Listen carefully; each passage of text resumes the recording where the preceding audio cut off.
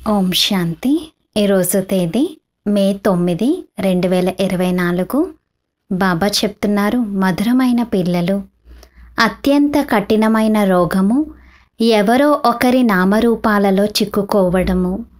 అంతర్ముఖులుగా అయ్యి ఈ రోగాన్ని చెక్ చేసుకోండి మరియు దీని నుండి ముక్తులుగా అవ్వండి.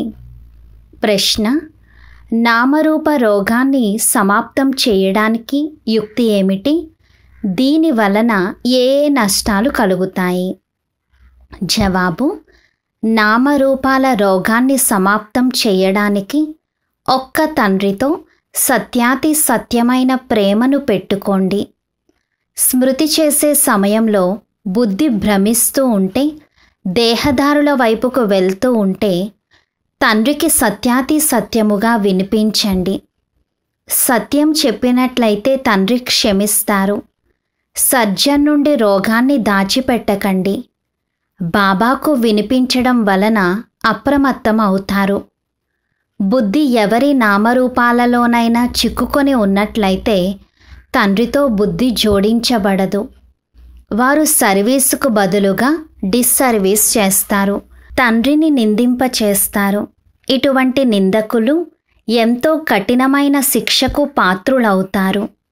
ఓం శాంతి. ఇప్పుడు ప్రతి ఒక్కరికి తండ్రి నుండి వారసత్వం లభిస్తోందని పిల్లలకు తెలుసు. సోదరునికి సోదరుని ద్వారా ఎప్పుడూ వారసత్వం లభించదు. అంతేకాక సోదరుడైనా లేక సోదరి అయినా వారికి ప్రతి ఒక్కరి అవస్థను గురించి తెలియదు. అన్ని సమాచారాలు బాబ్దాదా వద్దకు వస్తాయి. ఇది ప్రాక్టికల్ విషయము. ప్రతి ఒక్కరూ స్వయాన్ని చూసుకోవాలి. నేను ఎంతవరకు స్మృతి చేస్తున్నాను, ఎవరి నామరూపాలలోనైనా ఎంతవరకు చిక్కుకొని ఉన్నాను, ఆత్మనైన నా యొక్క వృత్తి ఎక్కడెక్కడ వరకు వెళ్తుంది, ఆత్మకే స్వయం తెలుసు. స్వయాన్ని ఆత్మగానే భావించవలసి ఉంటుంది. నా వృత్తి ఒక్క శివబాబా వైపుకు వెళ్తుందా లేక ఇంకెవరి నామరూపాల వైపుకైనా వెళ్తోందా? ఎంత వీలైతే అంత స్వయాన్ని ఆత్మగా భావిస్తూ ఒక్క తండ్రినే స్మృతి చేయాలి. మిగిలిన వాటన్నిటినీ మర్చిపోతూ ఉండాలి. తమ హృదయాన్ని ప్రశ్నించుకోవాలి. నా హృదయం ఒక్క తండ్రి వైపు తప్ప ఇంకెటువైపుకు భ్రమించటం లేదు కదా? ఎక్కడైనా వ్యాపార వ్యవహారాల వైపుకు లేక గృహస్థ వ్యవహారముల వైపుకు, మిత్ర సంబంధికులు మొదలైన వారి వైపుకు బుద్ధి వెళ్ళడం లేదు కదా? అంతర్ముఖులుగా అయి చెక్ చేసుకోవాలి. ఎప్పుడైతే ఇక్కడకు వచ్చి కూర్చుంటారో అప్పుడు మిమ్మల్ని మీరు చెక్ చేసుకోవాలి. ఇక్కడ ఎవరో ఒకరు ఎదురుగా యోగంలో కూర్చుంటారు. వారు కూడా శివబాబానే స్మృతి చేస్తూ ఉంటారు. వారు తమ పిల్లలను స్మృతి చేస్తారని కాదు. స్మృతి అయితే శివబాబానే చెయ్యాలి.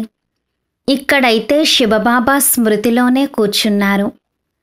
ఇక్కడ కళ్ళు తెరిచి కూర్చొని ఉన్నా లేక కళ్ళు మూసుకొని కూర్చొని ఉన్నా ఇదైతే బుద్ధి ద్వారా అర్థం చేసుకోవలసిన విషయము.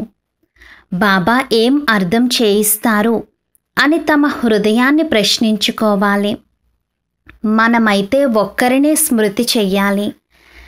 ఇక్కడ ఎవరైతే కూర్చుంటారో వారు ఒక్క శివబాబా స్మృతిలోనే ఉంటారు. వారు మిమ్మల్ని చూడరు. ఎందుకంటే వారికి ఎవరి అవస్థను గురించి తెలియనే తెలియదు. ప్రతి ఒక్కరి సమాచారము తండ్రి వద్దకు వస్తుంది.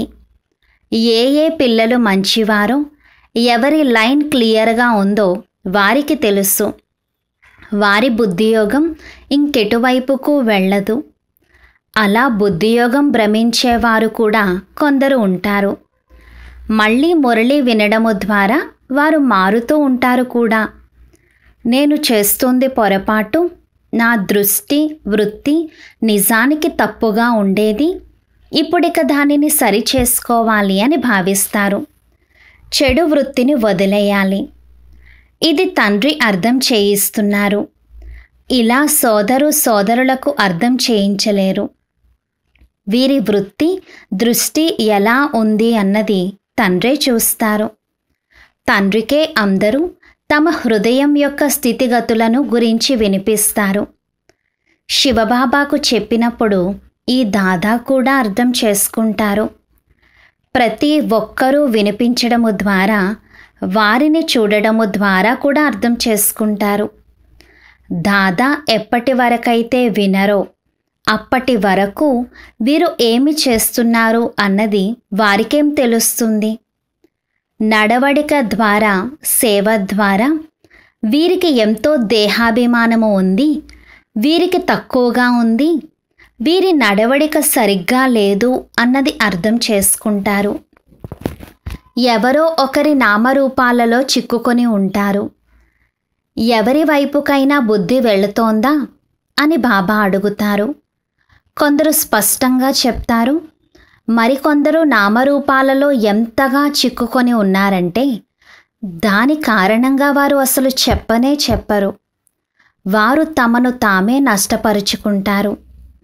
తండ్రికి తెలియచేయడము ద్వారా వారు క్షమించబడతారు. మళ్ళీ భవిష్యత్తు కోసం కూడా సంభాళించుకుంటారు. తమ వృత్తిని గురించి సత్యంగా చెప్పని వారు ఎందరో ఉన్నారు. వారికి సిగ్గుగా అనిపిస్తుంది. ఎవరైనా ఏదైనా తప్పుడు పని చేసినప్పుడు సర్జన్కు చెప్పరు. కానీ అలా దాచిపెట్టడం వలన ఆ రోగము ఇంకా వృద్ధి చెందుతుంది. ఇక్కడ కూడా అలాగే ఉంది. తండ్రికి తెలియచేయడము ద్వారా తేలికగా అవుతారు. లేదంటే అది లోపల ఉండడం వలన భారీగా ఉంటారు. తండ్రికి తెలియచేయడము ద్వారా మళ్ళీ ఇంకెప్పుడూ అలా చెయ్యరు. భవిష్యత్తులో తమ విషయంలో తాము అప్రమత్తంగా కూడా ఉంటారు. ఒకవేళ బాబాకు చెప్పకపోతే ఆ రోగము వృద్ధి చెందుతూ ఉంటుంది. వీరు ఎంతో సేవాదారులు అని తండ్రికి తెలుసు. వీరి అర్హత ఎలా ఉంది, సేవలో కూడా ఎలా ఉంటున్నారు, ఎవరినీ పట్టుకొని వేలాడడం లేదు కదా అని ప్రతి ఒక్కరి జన్మపత్రిని చూస్తారు. అప్పుడు వారిపై అంతటి ప్రేమను ఉంచుతారు, ఆకర్షిస్తారు. కొందరైతే చాలా మంచి సేవను చేస్తారు. వారి బుద్ధియోగం ఎప్పుడూ ఎటువైపుకు వెళ్ళదు. అయితే ఇంతకు ముందు వెళ్ళేది, ఇప్పుడు అప్రమత్తంగా ఉన్నారు. వారు చెప్తారు, బాబా ఇప్పుడు నేను అప్రమత్తంగా ఉన్నాను. ఇంతకు ముందు ఎన్నో పొరపాట్లు చేసేవాడిని. దేహాభిమానంలోకి రావడం వల్ల పొరపాట్లే జరుగుతాయని అర్థం చేసుకుంటారు. అప్పుడిక పదవి అయితే భ్రష్టమైపోతుంది. ఎవరికి తెలియకపోయినా సరే పదవి అయితే తప్పకుండా భ్రష్టమైపోతుంది. ఇందులో హృదయం యొక్క స్వచ్ఛత ఎంతో కావాలి. అప్పుడే ఉన్నత పదవిని పొందుతారు. వారి బుద్ధిలో ఎంతో స్వచ్ఛత ఉంటుంది. ఈ లక్ష్మీనారాయణుల ఆత్మలో ఎంతో స్వచ్ఛత ఉంటుంది కదా, అందుకే వారు ఉన్నత పదవిని పొందుతారు. వీరి వృత్తి నామరూపాల వైపు ఉంది. వీరు దేహీ అభిమానులుగా ఉండటం లేదు. ఆ కారణంగా పదవి కూడా తగ్గిపోతూ వచ్చింది అని కొందరి విషయంలో భావించడం జరుగుతుంది. రాజు నుండి మొదలుకొని ప్రజల వరకు నెంబర్వారు పదవులైతే ఉన్నాయి కదా. ఇలా ఎందుకు జరుగుతుంది? ఇది కూడా అర్థం చేసుకోవాలి. నెంబర్వారుగా అయితే తప్పకుండా అవుతారు. కళలు తగ్గిపోతూనే ఉంటాయి. ఎవరైతే 16 కళల సంపూర్ణలుగా ఉంటారో వారు తరువాత 14 కళలలోకి వచ్చేస్తారు. ఈ విధముగా కొద్ది కొద్దిగా తగ్గుతూ కళలు తప్పకుండా దిగిపోతాయి. 14 కళలు ఉన్నా మంచిదే, కానీ తరువాత వామ మార్గంలోకి దిగిపోవడంతో వికారులుగా అయిపోతారు. ఆయుష్ కూడా తగ్గిపోతుంది. అప్పుడిక రజో తమో గునిగా అవుతూ ఉంటారు. తగ్గిపోతూ పాతబడుతూ ఉంటారు.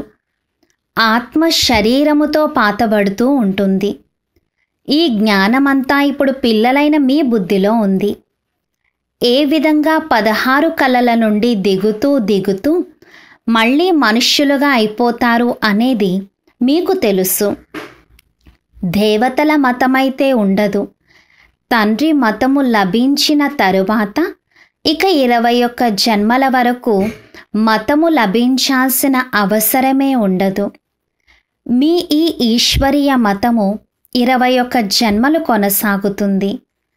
మళ్ళీ ఎప్పుడైతే రావణ రాజ్యం వస్తుందో అప్పుడు మీకు రావణుని మతము లభిస్తుంది. దేవతలు వామ మార్గంలోకి వెళ్తారు అని చూపిస్తారు కూడా. ఇతర ధర్మాల వారిలో ఇటువంటి విషయము ఉండదు. దేవతలు ఎప్పుడైతే వామ మార్గంలోకి వెళ్తారో అప్పుడు ఇతర ధర్మాల వారు వస్తారు. తండ్రి అర్థం చేయిస్తారు, ఇప్పుడైతే మీరు తిరిగి వెళ్ళాలి. ఇది పాత ప్రపంచం. డ్రామాలో ఇది కూడా నా పాత్ర. పాత ప్రపంచాన్ని కొత్తగా తయారు చేయాలి. ఇది కూడా మీరు అర్థం చేసుకుంటారు. ప్రపంచంలోని మనుష్య మాతృలకు ఏమీ తెలియదు. మీరు ఎంతో అర్థం చేయిస్తారు. అయినా కానీ కొందరు మంచి అభిరుచిని చూపిస్తారు. కొందరైతే తమ మతమునే ఇస్తూ ఉంటారు. ఈ లక్ష్మీనారాయణులు ఉన్నప్పుడు పవిత్రత, సుఖశాంతులన్నీ ఉండేవి. పవిత్రతకు సంబంధించినదే ముఖ్యమైన విషయము. సత్యుగంలో దేవతలు పవిత్రంగా ఉండేవారని మనుష్యులకు తెలియదు. దేవతలకు కూడా పిల్లలు మొదలైన వారు ఉన్నారు కదా అని వారు భావిస్తారు. కానీ అక్కడ యోగ బలంతో ఎలా జన్మిస్తారు అన్నది ఎవ్వరికీ తెలియదు. మొత్తం జీవితకాలమంతా పవిత్రంగా ఉంటే పిల్లలు ఎలా పుడతారు అని అంటారు. ఈ సమయంలో పవిత్రంగా అవ్వడము ద్వారా 21 జన్మలు పవిత్రంగా ఉంటారు అని వారికి అర్థం చేయించాలి. అనగా శ్రీమతముపై మనం నిర్వీకారి ప్రపంచాన్ని స్థాపన చేస్తున్నాము. శ్రీమతము ఒక్క తండ్రిదే. మనుష్యుల నుండి దేవతలుగా తయారు చేయటానికి భగవంతునికి ఎంతో సమయము పట్టదు అన్న గాయనము కూడా ఉంది. ఇప్పుడు అందరూ మనుష్యులుగా ఉన్నారు, తరువాత దేవతలుగా అవుతారు. ఇప్పుడు శ్రీమతముపై మనం దైవీ ప్రభుత్వాన్ని స్థాపన చేస్తున్నాం. ఇందులో పవిత్రత ఎంతో ముఖ్యమైనది. ఆత్మయే పవిత్రంగా అవ్వాలి. ఆత్మయే రాతిబుద్ధి కలదిగా అయ్యింది. ఈ విషయాన్ని స్ఫూర్తిగా స్పష్టం చేసి తెలియచేయండి. తండ్రియే సత్యయుగ దైవీ ప్రభుత్వాన్ని స్థాపించారు. దానినే స్వర్గము అని అంటారు. మనుష్యులను దేవతలుగా తండ్రే తయారు చేశారు. మనుష్యులు పతితంగా ఉండేవారు. వారిని పతితం నుండి పావనంగా ఎలా తయారు చేశారు? నన్నొక్కరినే స్మృతి చేసినట్లయితే మీరు పావనంగా అయిపోతారు అని పిల్లలకు తెలియచేశారు. ఈ విషయాన్ని మీరు ఎవరికైనా వినిపిస్తే వారి హృదయానికి హత్తుకుంటుంది. ఇప్పుడు పతితం నుండి పావనంగా ఎలా అవుతారు? తప్పకుండా తండ్రిని స్మృతి చేయవలసి ఉంటుంది. ఇతర సాంగత్యాల నుండి బుద్ధియోగాన్ని తెంచి ఒక్కరి సాంగత్యముతో జోడించాలి. అప్పుడే మనుష్యుల నుండి దేవతలుగా అవ్వగలుగుతారు. ఈ విధంగా అర్థం చేయించాలి. మీరు ఏదైతే అర్థం చేయించారో అది డ్రామానుసారంగా పూర్తిగా కరెక్ట్. ఇదైతే అర్థం చేసుకుంటారు. అయినా కానీ అర్థం చేయించేందుకు ప్రతిదినము పాయింట్లు లభిస్తూ ఉంటాయి. మనం పతితం నుండి పావనంగా ఎలా అవ్వాలి అన్నదే ముఖ్యమైన విషయము. తండ్రి అంటారు, దేహపు అన్ని ధర్మాలను వదిలి నన్నొక్కరినే స్మృతి చెయ్యండి. ఈ పురుషోత్తమ సంగమయుగం గురించి కూడా పిల్లలైన మీకే తెలుసు. మనం ఇప్పుడు బ్రాహ్మణులుగా అయ్యాము. ప్రజాపిత బ్రహ్మకు సంతానము. తండ్రి మనల్ని చదివిస్తారు. బ్రాహ్మణులుగా అవ్వకుండా మనం దేవతలుగా ఎలా అవుతాము? ఈ బ్రహ్మ కూడా పూర్తి 84 జన్మలు తీసుకుంటారు. మళ్ళీ వారే మొదటి నెంబర్ను తీసుకోవాల్సి ఉంటుంది. తండ్రి వచ్చి ప్రవేశిస్తారు. కావున ముఖ్యమైన విషయము ఒక్కటే, స్వయాన్ని ఆత్మగా భావిస్తూ తండ్రిని స్మృతి చేయండి. దేహాభిమానంలోకి రావటం వలన ఎక్కడో అక్కడ బుద్ధి వేలాడుతూ ఉంటుంది. దేహీ అభిమానులుగా అయితే అందరూ అవ్వలేరు. మిమ్మల్ని మీరు పూర్తిగా చెక్ చేసుకోండి. నేను ఎక్కడా దేహాభిమానంలోకైతే రావటం లేదు కదా, నా ద్వారా ఎటువంటి వికర్మలైతే జరగటం లేదు కదా, నియమ విరుద్ధమైన నడవడిక అయితే లేదు కదా. చాలామంది ద్వారా ఈ విధంగా జరుగుతూ ఉంటుంది. వారు అంతిమంలో ఎన్నో శిక్షలకు పాత్రులవుతారు. ఇప్పుడు ఇంకా కర్మాతీత అవస్థ తయారవ్వలేదు. కర్మాతీత అవస్థ కలవారి యొక్క అన్ని దుఃఖాలు దూరం అయిపోతాయి. వారు శిక్షల నుండి విముక్తులైపోతారు. రాజులుగా నెంబర్ వారుగా తయారవుతారు. తప్పకుండా కొందరి పురుషార్థం తక్కువగా ఉంటుంది. ఆ కారణంగానే శిక్షలను అనుభవించవలసి ఉంటుంది అని ఆలోచించడం జరుగుతుంది. ఆత్మయే గర్భ జైలులో శిక్ష అనుభవిస్తుంది. ఆత్మ గర్భంలో ఉన్నప్పుడు నన్ను బయటకు తీయండి, మళ్ళీ నేను పాపకర్మలను చెయ్యను అని అంటుంది. ఆత్మయే శిక్ష అనుభవిస్తుంది. ఆత్మయే కర్మలను వికర్మలను చేస్తుంది. ఈ శరీరం ఎందుకూ పనికిరానిది. కావున ముఖ్యమైన విషయం స్వయాన్ని ఆత్మగా భావించటం. తప్పకుండా అన్నీ చేసేది ఆత్మయే అని భావించాలి. ఇప్పుడు ఆత్మలైన మీరందరూ తిరిగి వెళ్ళాలి. అందుకే ఈ జ్ఞానం లభిస్తుంది. మళ్ళీ ఇంకెప్పుడూ ఈ జ్ఞానం లభించదు. ఆత్మాభిమానులు అందరినీ సోదరులుగానే చూస్తారు. శరీరం యొక్క విషయమే ఉండదు. ఆత్మగా అయిన తరువాత ఇక శరీరముపై మోహము ఉండదు. అందుకే తండ్రి అంటారు, ఇది చాలా ఉన్నతమైన స్థితి. సోదరీ సోదరులు ఒకరికొకరు వేలాడుతూ ఉంటే ఎంతో డిస్సర్వీస్ చేస్తారు. ఆత్మాభిమాని భవ, ఇందులోనే శ్రమ ఉంది. చదువులో కూడా సబ్జెక్టులు ఉంటాయి. మేము ఇందులో ఫెయిల్ అయిపోతాము అని భావిస్తారు. ఫెయిల్ అయిన కారణంగా ఇక ఇతర సబ్జెక్టులలో కూడా డీలా పడిపోతారు. ఇప్పుడు మీ ఆత్మ తన బుద్ధియోగ బలముతో బంగారు పాత్రగా అవుతూ ఉంటుంది. యోగము లేకపోతే జ్ఞానం కూడా తక్కువగా ఉంటుంది. ఇక ఆ శక్తి ఉండదు. యోగం యొక్క పదును ఉండదు. ఇది డ్రామాలో రచింపబడి ఉంది. పిల్లలు తమ అవస్థను ఎంతగా పెంచుకోవాలి అనేది బాబా అర్థం చేయించారు. ఆత్మనైన నేను రోజంతటిలో ఎటువంటి నియమ విరుద్ధమైన పనులను చేయడం లేదు కదా అని చూసుకోవాలి. అటువంటి అలవాటు ఏదైనా ఉంటే దానిని వెంటనే వదిలేయాలి. కానీ మాయ మళ్ళీ 2వ 3వ రోజున పొరపాట్లు చేయిస్తుంది. ఇటువంటి సూక్ష్మమైన విషయాలు జరుగుతూ ఉంటాయి. ఇదంతా గుప్త జ్ఞానము. ఇది మనుష్యులకేమీ తెలుసు. మేము మా ఖర్చుతోనే మా కొరకు అన్నీ చేసుకుంటాము, ఇతరుల ఖర్చుతో ఎలా చేస్తామో అని మీరంటారు. అందుకే బాబా ఎప్పుడూ అంటారు, అడగడం కన్నా మరణించటం మేలు. సహజంగా లభిస్తే అది పాల సమానమైనది. అడిగి తీసుకున్నట్లయితే అది నీరు సమానమైనది. ఎవరి నుండైనా ఏదైనా అడిగి తీసుకున్నట్లయితే అది తప్పదు అన్నట్లుగా వారు త్యాగం చేసి ఇచ్చినట్లవుతుంది. అందుకే అది నీరైపోతుంది. ఎవరి నుండైనా ఏదైనా లాక్కొని తీసుకుంటే అది రక్త సమానము. కొందరు చాలా విసిగిస్తారు. అప్పు తీసుకుంటే అది రక్త సమానంగా అయిపోతుంది. అప్పు తీసుకోవాల్సిన అవసరం ఏమీ లేదు. దానమిచ్చి మళ్ళీ తిరిగి తీసుకుంటే ఆ విషయంలో కూడా హరిశ్చంద్రుని ఉదాహరణ ఉంది. అలా కూడా చెయ్యకండి. మీకు కూడా ఉపయోగపడేలా ఒక భాగం తీసి పెట్టుకోండి.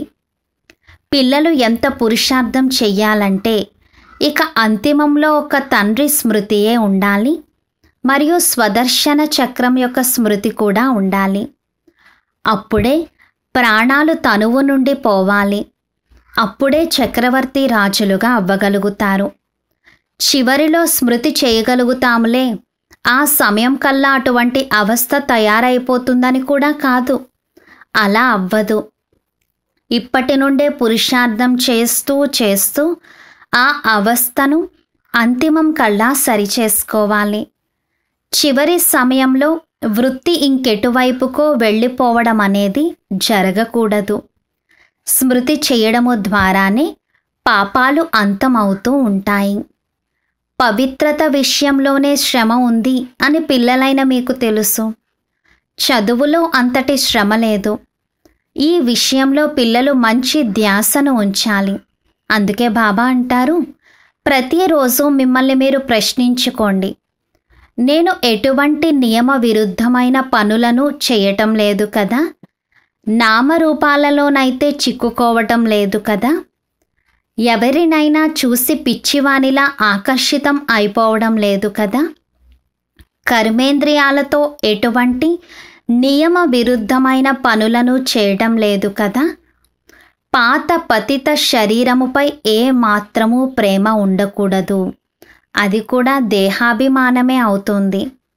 అనాసక్తులుగా ఉండాలి. సత్యమైన ప్రేమ ఒక్కరితోనే ఉండాలి. మిగిలిన వారందరి పట్ల అనాసక్తమైన ప్రేమ ఉండాలి. పిల్లలు మొదలైన వారు ఉన్నా కానీ ఎవరి పట్ల ఆసక్తి ఉండకూడదు. ఇవేవైతే చూస్తున్నామో ఇవన్నీ అంతమైపోతాయని తెలుసు. అందుకే వాటి నుండి ప్రేమ తొలగిపోతుంది. ఒక్కరిపైనే ప్రేమ ఉండాలి. మిగిలిన వారిపైన నామమాత్రంగా అనాసక్తంగా ఉండాలి. మంచిది. మధురాతి మధురమైన అపురూపమైన పిల్లలకు మాతాపిత బాబ్దాదాల ప్రియ స్మృతులు మరియు గుడ్ మార్నింగ్. ఆత్మిక పిల్లలకు ఆత్మిక తండ్రి నమస్తే. ధారణ కొరకు ముఖ్య సారం 1.